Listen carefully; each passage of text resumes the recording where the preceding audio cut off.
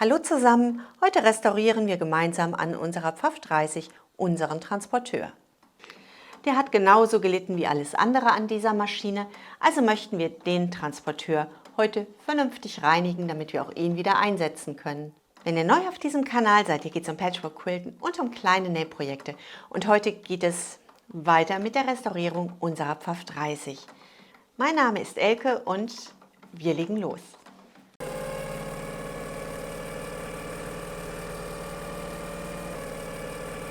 Hier ist unser Transporteur und damit wir ihn vernünftig auseinanderbauen können, nehmen wir zunächst einmal das Füßchen ab. Das ist die verschiebbare Platte, damit wir hier unten unsere Spule wechseln können. Die ziehen wir einmal nach außen ab. Unsere Arbeitsplatte direkt über unserem Greifer ist mit 2 Schrauben befestigt. Diese beiden Schrauben lösen wir. Wenn wir unsere beiden Deckplatten entfernt haben, legen wir sie zur Seite mit den Schrauben und wir entfernen einmal den Dreck. Um den Dreck zu entfernen, verwende ich wieder Waschbenzin und Wattestäbchen. Und wir holen zuerst einmal diesen ganzen groben Dreck hier heraus. So, reiben das Ganze erstmal grob ab. Schaut mal, wie viel Dreck da drin sitzt. Tunkt immer wieder euer Stäbchen ein und holt den Dreck so richtig aus allen Ecken heraus. Diese beiden Schrauben hier, die sitzen so fest, dass ich sie nicht gelöst bekomme, auch nach ganz langem Warten, ohne sie zu vernudeln, ohne sie kaputt zu machen. Ich lasse die Schrauben geschlossen. Ich nehme dann das Füßchen nicht ganz ab, sondern reinige das hier direkt an der Maschine.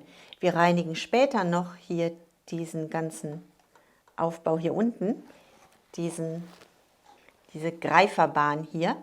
Und dann kommen wir von der anderen Seite noch ganz wunderbar an alle Stellen, sodass das schon alles ist, was wir hier machen müssen. Und wir sehen ja auch, es ist ganz erfolgreich. Fäden, die uns stören, die sich verfangen haben können, die können wir entfernen, wenn wir später die Greiferbahn wechseln. Hier müssen wir tatsächlich nur ein bisschen reinigen. Das ist schon alles. Denkt daran, auch hier den oberen Teil gut zu säubern.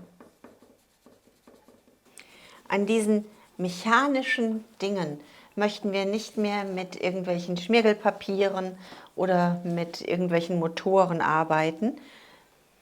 Da ist die Gefahr, dass wir irgendwas versauen, irgendwas kaputt machen, größer, als dass wir was gewinnen. Das heißt, das möchten wir wirklich ganz vorsichtig reinigen. Wenn ihr das Gefühl habt, euer Transporteur ist noch nicht so richtig sauber, dann könnt ihr eine Zahnbürste wählen, noch einmal in Waschbenzin tunken und ihr könnt da noch mal ein bisschen nachhelfen. Mit der Zahnbürste braucht ihr nicht zimperlich sein.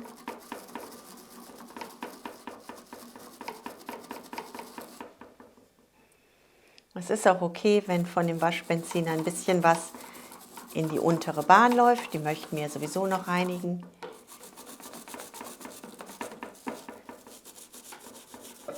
Wir gehen überall noch einmal mit einem Wattestäbchen lang. So, mir ist das jetzt sauber genug. Nein, noch nicht. Das Ganze dauert eine Weile und ihr reinigt das so lange, bis ihr wirklich eine saubere Fläche habt. Wenn ihr euer Waschbenzin hier auf dieser Schellackplatte verteilt, ist das nicht schlimm, das können wir wieder abwaschen. Die weißen Rückstände, die bleiben nicht haften. Unsere Bodenplatte sieht von unten ebenfalls sehr verdreckt aus. Das Ganze können wir einmal tauchen. Und wir können das mit der Zahnbürste abreiben. Gucken, wie ich das richtig in die Kamera halte. So, das löst sich da sehr gut. Auch an der Platte möchte ich jetzt nicht mit irgendwelchen scharfen Mitteln anfangen. Die erste Platte trocknen wir schon mal wieder ab. Damit unsere Stichplatte und unsere Abdeckplatte vernünftig sauber werden, nehmen wir noch einmal Metarex und polieren das Ganze. So. Ich hoffe, dass wir hier diese Punkte mit Metarex wieder entfernen können. Das heißt, wir reiben das einmal gut ein, können das einmal ablegen. Die Putzwatte löst unseren Schmutz chemisch. Und mit dieser pechschwarzen Putzwatte könnt ihr daher ganz wunderbar weiter polieren.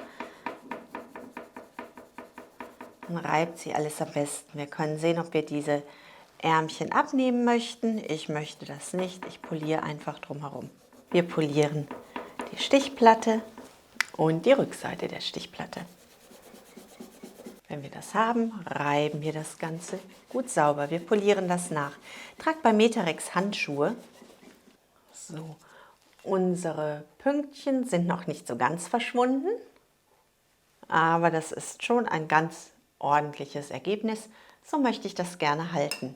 Was uns jetzt noch stört, das sind diese alten Einstiche auf unserer Platte.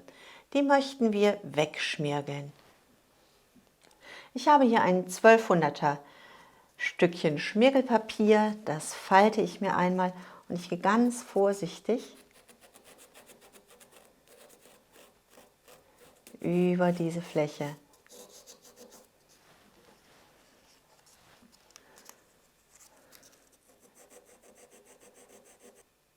So, die ganz groben Patzer sind verschwunden. Das fühlt sich auch schon wieder glatt genug an.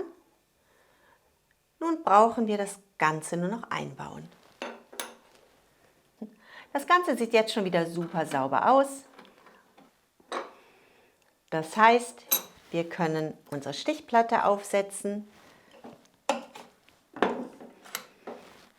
Wir schieben unsere Arbeitsplatte wieder ein und wir schließen unsere beiden Schrauben.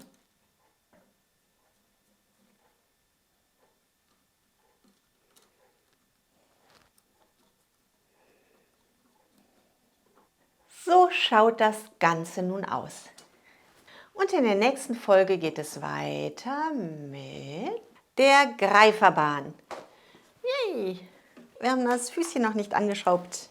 Das nächste Teilstück an unserer Maschine ist fertiggestellt. Und wenn ihr mal Lust habt, so eine richtig schöne, ruhige Stunde auf YouTube mit sehr, sehr vielen schönen Handwerksideen zu verbringen, dann schaut mal bei Elisabeth vorbei auf dem Kanal DIY mit Elisa. Und ich bin auf sie aufmerksam geworden, weil sie hatte von mir ein paar Dinge nachgearbeitet und ich habe mich da super drüber gefreut. Und ich habe mich dann von ihrem Kanal gar nicht mehr losreißen können. Also schaut einfach mal bei ihr vorbei, das lohnt sich auf jeden Fall. Hier, wenn wir das nächste Mal restaurieren, wird es mit der nächsten Aktion auf unserer Pfaff 30 weitergehen. Ich wünsche euch eine wunderbare Woche, bleibt gesund und glücklich und denkt daran, was immer auch passiert, einfach weiter quilten. Bis zum nächsten Mal. Tschüss!